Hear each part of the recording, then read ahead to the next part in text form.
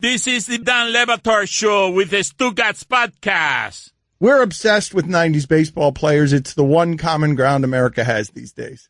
All of us can gather around the 90s baseball player and laugh.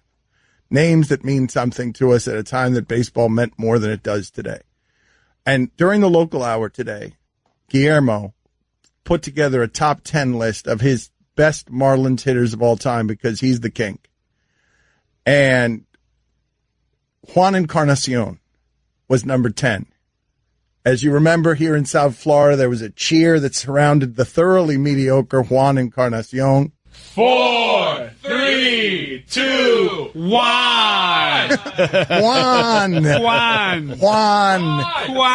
Right. So he's just, to me, when I think of Juan Encarnacion, I think that is a thoroughly mediocre hitter. World champion. I'm not. Wait a minute. World champion. He is a world champion. Chooch. Yep. Chooch. Oh, yeah, he had a chooch. Career cut short, devastating, or his numbers would be close to. So what I'm asking for, again, I need to make this clear because I didn't at the beginning. I am asking for a name that when you hear it, you think that is the face for mediocre hitting as I associate it with baseball. Jason Kendall.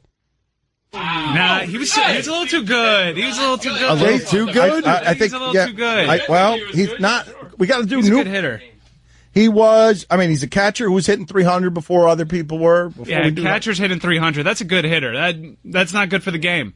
Can I try? Okay.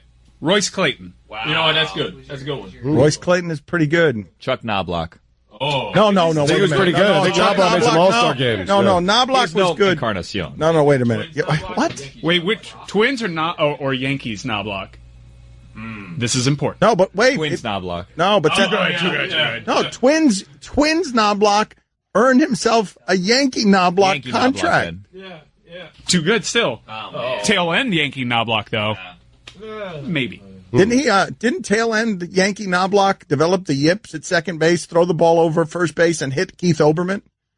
Did he hit Keith Olbermann? I'm pretty sure that's how that story What ends. an amazing detail to that. Let me get that jersey.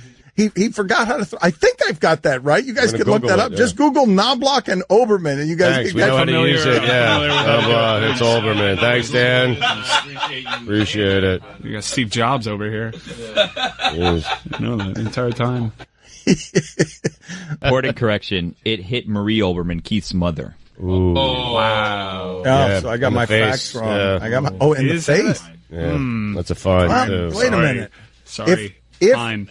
I think the detail would be even better if I had said Keith Olbermann's mom would have been Yeah, it even would have better. been, but you didn't. I didn't. Nope. Fine.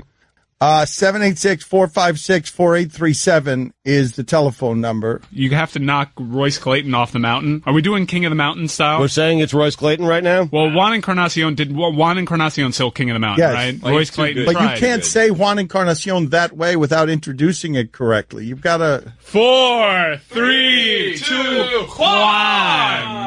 I want to take a stab at knocking Clayton off the mountaintop here. Mickey Morandini. No, I think he's below average. Below average. I think he's below average. kidding me? I think Mickey Morandini is below average. Wow. Okay. Craig Counsell. Hold on. Morandini finished 24th in MVP voting. 1998. 24th? Yes. Only 24th? Yes. Out of here. What? Jorge Cantu finished way higher than that. Wow. He did. I'm pretty sure he finished 12th once. Jorge Cantu. As a Ray. Jorge Cantu. All right, this is, I don't know why this is so fun, but it's something that feels like tickling. Todd Zeal. Good one. Yeah. Too good. You said you called him the Todd father 2 months ago. No, that's Todd Frazier. father. Oh, wow, that's a big one. Oh my God. I mean, what are you doing? You on vacation already? The Z-Man. Todd Zeal is not the face of mediocre hitting. That's not allowed. Sid Bream. Look at Stugatz. What are you doing? What are you doing celebrating He's our guy. your Sid Bream? You're putting your palms up in the air. You're raising the roof. Check out the career stats. Don't know what. What do you want to do with this SEGUI, by the way? What are you going to do? Guillermo, put together a list of these people so that we can put it in front of Tim Kurkjian, because I want Tim Kurkjian to be able to answer this question for us. He's going to join us at 11, and I want to put a comprehensive list of who would look like the face of mediocre hitting. That's what we're asking you for. Buddy. Important correction, Jorge Cantu finished 27th in 2005. That's too high. Dan, you're on ESPN Radio. Go ahead. Hey, I got John Olerud from the Seattle Mariners. Oh, he was No, it was a really good hit. He was good. Yeah. It's a really good Won a hit. batting title, I He think. was He good. started with 400 one year. What were your expectations? Think more Aubrey Huff. Oh, my God. What's the matter with you? Are the callers going to be bad at this? Nelson, you're on ESPN Radio. Go ahead, Nelson. Griff.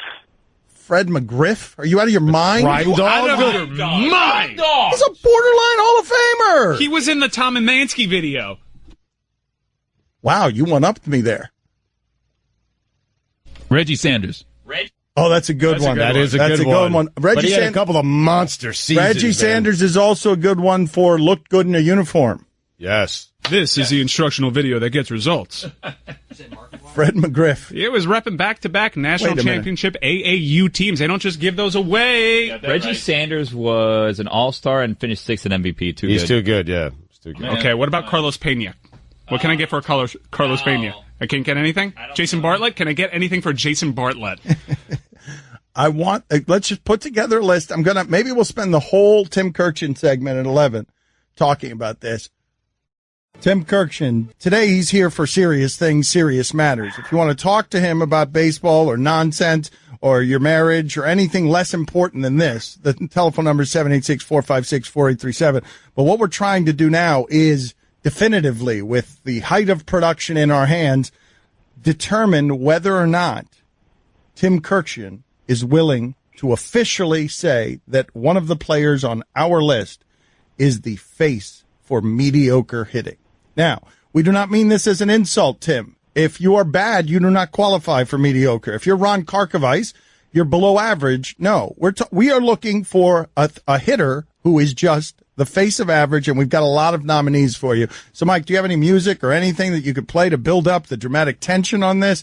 As I just go through these names one by one, and we try to figure out, at the end of this, Tim, are you willing to pick one of them for us? Yeah, but what time period are you talking about? The 90s, largely. What we're talking about is the 90s, largely. Oh, okay, I'll try to help. Yeah, I'll definitely help. I'm not sure how much help I could be, but I'll help. Tim, you would agree mediocre in the 90s means you probably win MVPs in the 70s, right? Not quite the same, but yes, the numbers were enlarged, especially from the mid-90s on during the beginning and then the middle of the steroid era. Thank you, Mike. It's very important. Now, our first nominee is 4, 3, 2, Juan Encarnacion. He's on the list because he had a terrible walk strikeout ratio. I think one year he struck out like 14 times and had 113 strikeouts or something. Wow. And then he got hurt, so I'm not sure we should put him in there. He got hurt way too early and his career ended, so we kind of feel sorry for him. All right. That's good, though. This is good. We've got uncommon expertise. Chris is saying what many of you are. How does he know that? Because he knows everything on this subject matter. He is the most qualified person in the history of this subject matter. He cuts out box scores every day. Still, newspapers are dying all around him. He's still clipping out line scores. So, how do you feel about Kevin Elster as a nominee? Ooh. He was the shortstop, though, Dan, and if you're going to look, he was there for his defense, and even though he hit 21 homers out of the 9 spot in 1996, it's the all-time record for home runs out of the number 9 spot in a season. I think that disqualifies him. Also, he's a shortstop, a premium defensive position. David Segui. He's a pretty good one. Switch hitter, played an offensive position, and therefore the numbers probably should have been a little bit better. I think he's a little better than normal. Well, we might have to come back to him. Joe Orsulak. He was more of a fourth outfielder than an everyday guy, and I think if you're going to pick the most average guy, you have to pick someone who played all the time. And Joe Orsulak once beat Cal Ripken in ping pong 24 games in a row, and Ripken wouldn't leave the house, and then he beat him in the 25th game at 2 o'clock in the morning, and then he went home. So that disqualifies Joe Orsulak. That's right. Get him out of here. Mike Devereaux. He ran pretty well. He hit some home runs. A pretty good center fielder in his day. I'm going to say no. We could be more average. Scott Brocious. World Series MVP disqualified. Yep. The rest qualifies. Third baseman, World Series MVP ends his candidacy. Right. Mickey Morandini. Oh. Unassisted triple play. Oh, God. And a second baseman ends his candidacy. Really? So a single play? This is Nothing to do with hitting. Any of Okay, it. so He is the ruler. So okay, I mean, so what I said before stands. Mark Whitten's going to get disqualified as well, right? Right, 4 homers in a game, 13 RBIs, and went to the minor league the same year, or maybe soon after he hit 4 homers in a game. How's that possible? I think I have the guy. In the 90s, the average OPS, right, was 743. Darren ERSTAD, career OPS, 743. Woo! No chance. What? Played on a world championship team, got way over, got 240 hits in a season, and punted at Nebraska. Disqualified. That's a good point. Good point. It's like this is playing Two-sport with. athlete, Do you guys realize that this is like playing with baseball Siri? Like he could just answer anything. Can he just tell us? Yes. No. Oh, no. We need to find out. But next week, I want to play a game where we just say a name from the 90s, and he gives us a detail, like that ping pong Cal Yes, Ripken let's story. do that. Yes, we can do that with him. I also want to have Joe Orsulak on to take us through that evening. Brad Osmus.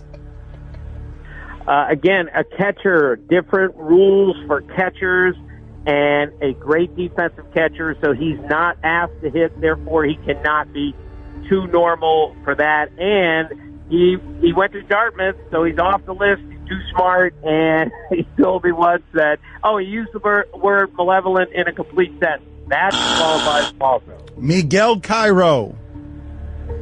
Again, middle infielder. Middle infielders are almost Who's all average? disqualified. Who's average? just tell Kurkjian, us. just give us a guy, Kurkjian. I'm done with this game. Just give us somebody. Just give us whoever your nominee is. You keep disqualifying people. Always the critic, but never offering solutions. All right, Jeff King, Jeremy Burnett, Darren Jackson, Darren Lewis, outfielders, first baseman, all normal guys, pretty good, but kind of normal. Should have been better, maybe. I don't know. Those are off the top of my head. I don't know. I'm trying to look this up. No, it's on us. We should have just asked you. A little disrespectful to Jeremy Burnett. Please calm down, Tim. Sorry, I wasn't upset. Tim, again, though. Every week we have you on. I don't know how many times we're going to have to call human resources. I don't know how many times.